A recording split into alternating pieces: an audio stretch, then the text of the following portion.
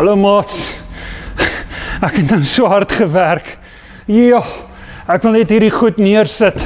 Hier, ek het nou probeer om mense te impress. Want weet julle wat, ek het soveel mense in die verlede seer gemaak. Ek het probeer om alles reg te maak, maar ek het agtergekom ek kan nie. Maats, maar ek het vandag goeie nuus. Miskien is jy ook op 'n plek waar jy voel jy het mense seer gemaak en jy wil dit so graag regmaak. Dit is moontlik, maar God het vir ons die beste kom gee. Ons hoef nie meer te werk om enige guns by iemand te verdien nie. Hoor wat sê hy in Romeine 5 vers 17. Een mens, Adam, het sonde gedoen en van toe af het die mense gesterf. Die dood het oor hulle regeer, maar God se genade is baie beter. Hy is baie goed vir mense en hy spreek hulle vry. Hulle sal vir altyd lewe en regeer, want een mens, Jesus Christus, het hulle gered. Maats, Jesus Christus het vir jou 'n nuwe kleed gegee. Jy hoef nie meer te werk om mense se guns te verdien nie. Jy reageer nou net op God se goedheid wanneer jy iets vir Jesus doen. Geniet hierdie les en vat hom vas.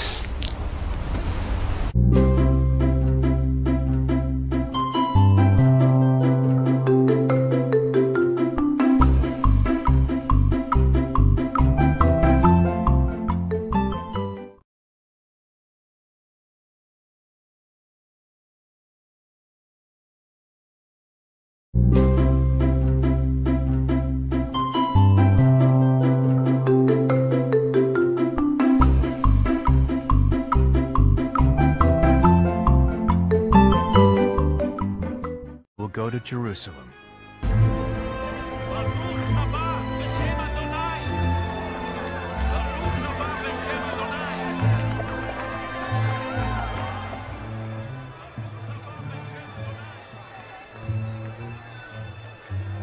He is stirring up the people, making an entrance like this. I've seen worse crowds. Notice they wave palm branches, the symbol for a conquering hero.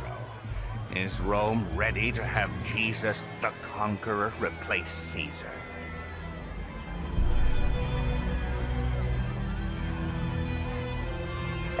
Jesus of Nazareth! You should calm this crowd at once. You are creating a public nuisance. I tell you that if these should keep silent, the stones themselves would immediately cry out.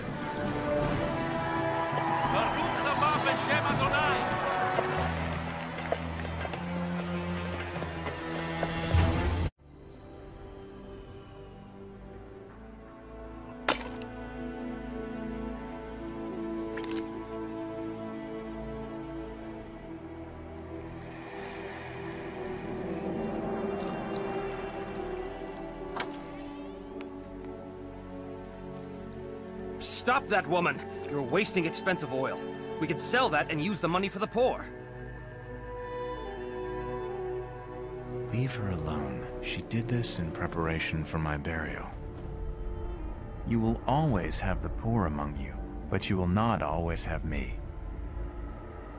What does he mean?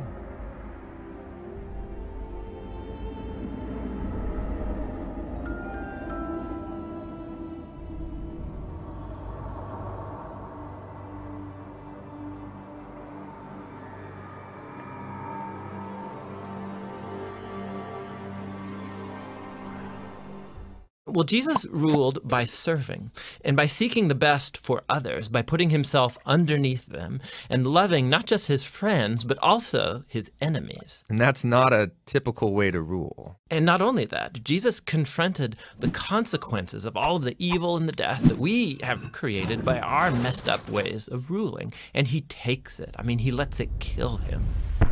And so when the New Testament writers looked back to Jesus' resurrection, they see a whole new future opening up for all humanity. Jesus is a new way to be human. Yeah, that's why they called Jesus the image of God, or the new human.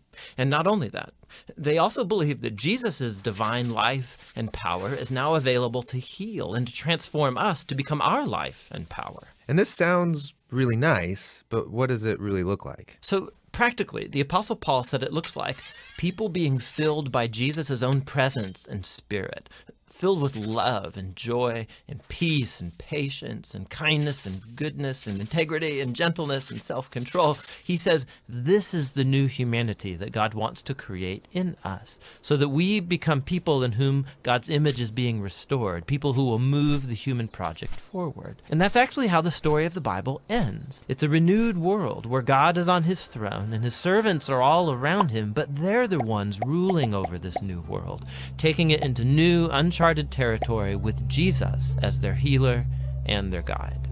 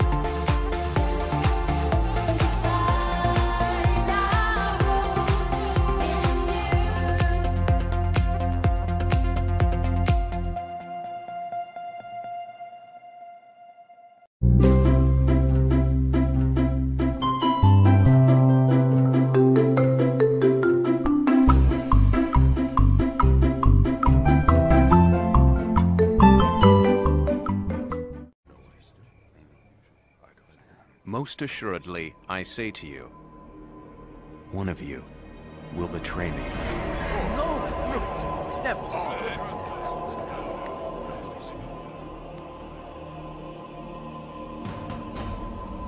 What you do quickly.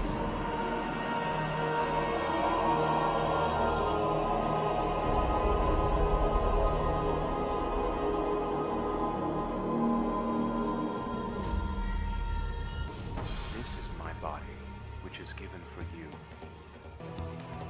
Do this in remembrance of me.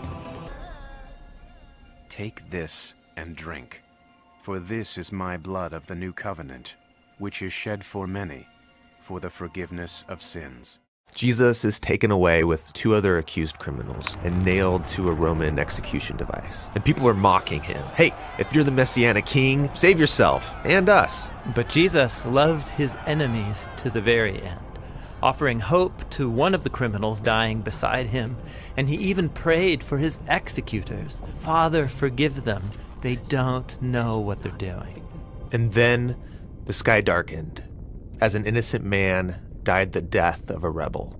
And then Jesus cried out with ancient words from Israel's Psalms, Father, into your hands I commit my spirit. And then Jesus died, innocent and alone. It is finished.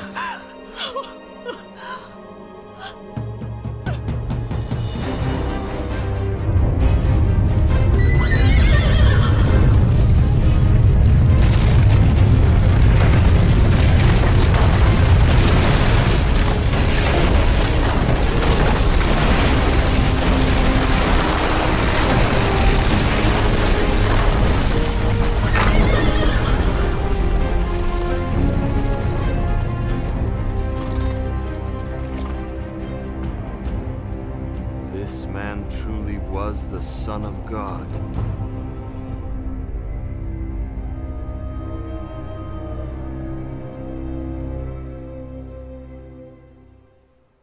There was a religious leader named Joseph who opposed Jesus' execution and then requested to be given his body so he could bury Jesus in a nearby tomb. And then a couple of days later, some women who had followed Jesus came to visit that tomb, and they found it open and empty. And they encountered these mysterious figures telling them Jesus was alive from the dead. So they run away terrified. Nobody believes their report. I mean, he can't be alive. They all saw him die.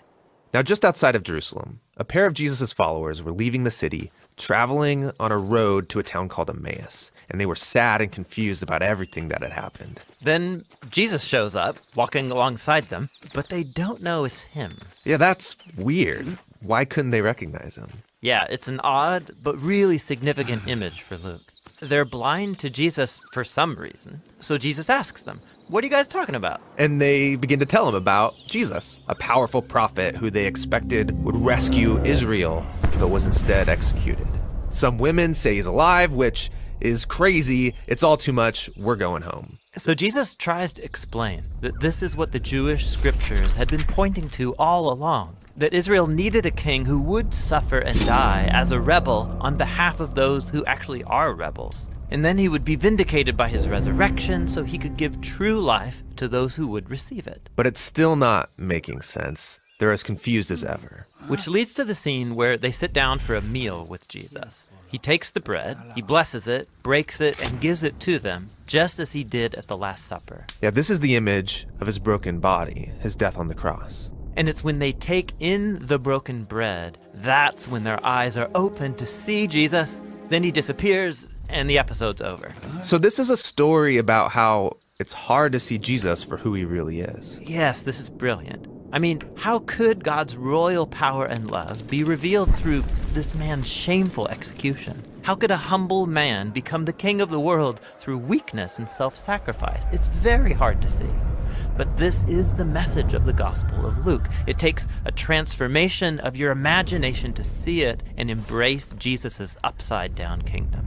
The Gospel of Luke ends with Jesus and all of his disciples together over another meal. And everyone's freaking out about his resurrected body.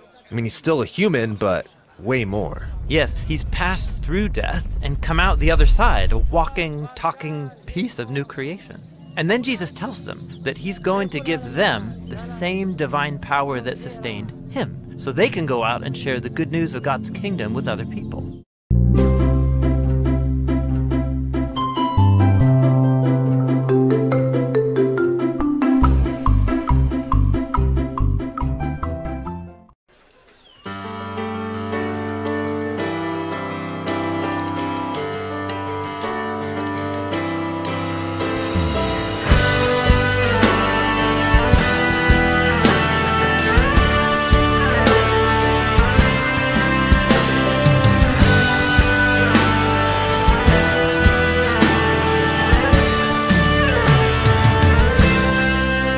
God is liefde, juig ons harte en bedink wat liefde doen, dat hy ons sy seun gestuur het om ons sonde te versoen. God is liefde, juig ons harte en bedink wat liefde doen, dat hy ons sy seun gestuur het om ons sonde te versoen. Hy wat eerste lief gehad het in liefde ons vergeet. Nou kan ons God gebore uit die bron van liefde leef, uit die bron van liefde leef, uit die bron van liefde leef.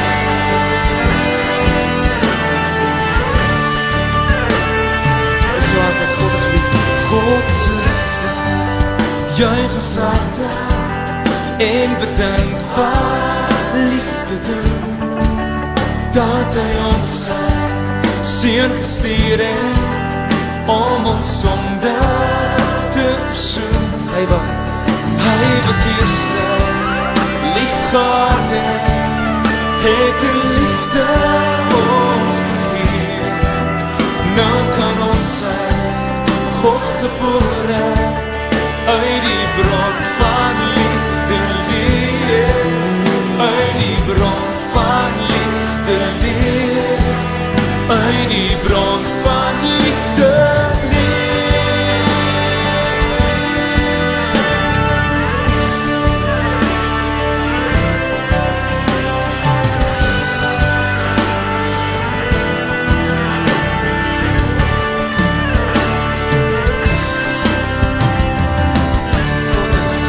Godse liefde, juig ons harte en bedink wat liefde doen, dat hy ons sy seun gestuur het om ons sonde te versoen. Hy wat eerste lief gehad het in liefde ons vergeet. Nou kan ons God gebore uit die bron van liefde leef, uit die bron van liefde leef, uit die bron van liefde leef. Hy wat eerste lief gehad het in liefde ons vergeet. Nou kan ons God gebore uit die bron van liefde leef, uit die bron van liefde leef, uit die bron van liefde leef.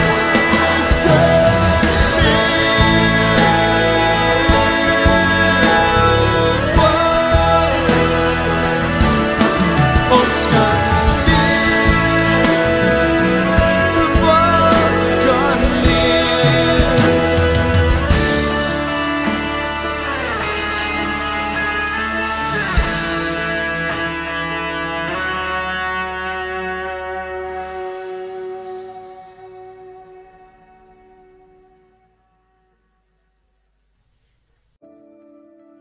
Kan jy onthou wat alles gebeur het met Paasfees?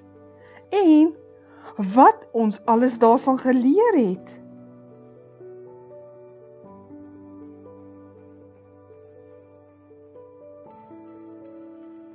Ja, dis die intog in Jerusalem. Jesus is koning.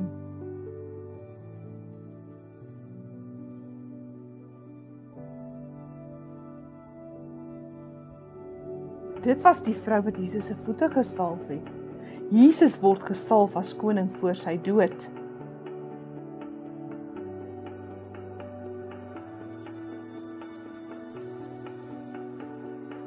Jesus was sy disippels se voete. Jesus wys ons wat dit beteken om ander mense te dien.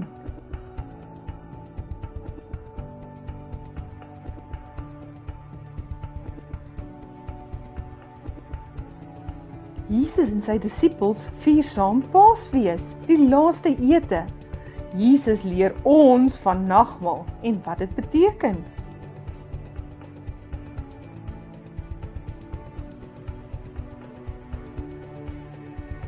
Jesus word gekruisig. Jesus kom herstel ons en vergewe ons sondes.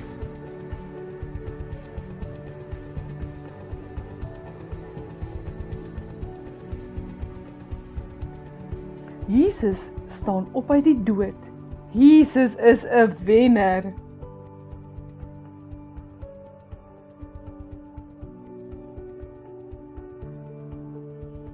Jesus lewe. Ek is 'n wenner en ek is 'n koningskind.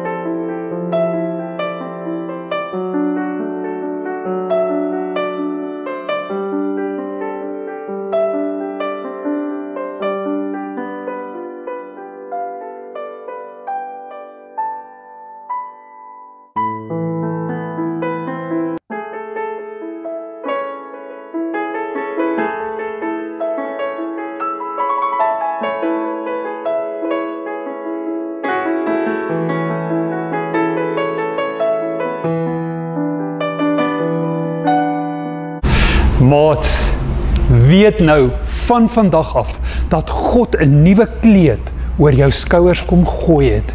Jy hoef nie meer te werk om iets te verdien, om God se guns te kry of om meer liefde by hom te kry nie. Wat jy bloot doen, is wanneer jy iets vir God doen, dan doen jy dit omdat jy dankbaar is vir dit wat hy vir jou gedoen het en om 'n verskil te maak in sy koninkryk. God sit vandag 'n nuwe kleed op jou lewe, 'n kleed dat jy gereinig is en 'n kleed dat jy moet weet Jy hoef nooit weer iets te doen om God se guns of liefde te verdien nie. Geniet die res van jou week en maak die beste daarvan. Vat hom vas.